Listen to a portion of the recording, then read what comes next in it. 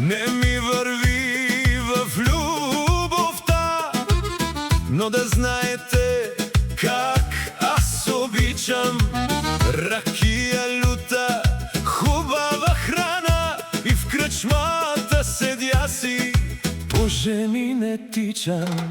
Пийте я на малки глътки, никога не пийте я на екс, за да изпитате онези тръпки, които са описани в пиянския кодекс.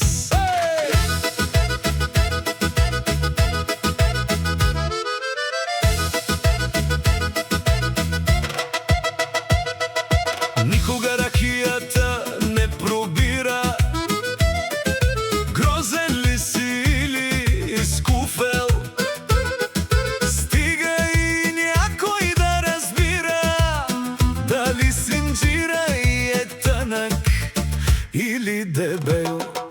Пийте я на малки глътки,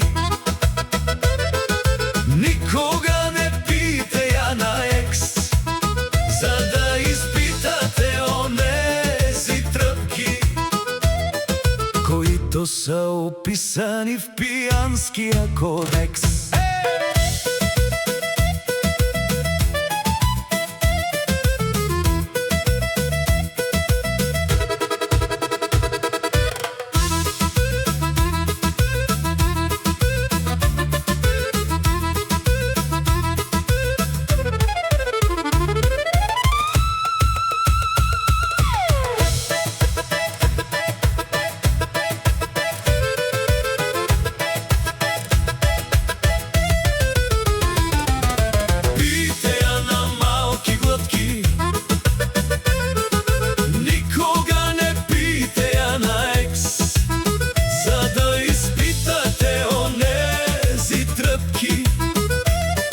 Които са описани в пиянския кодекс.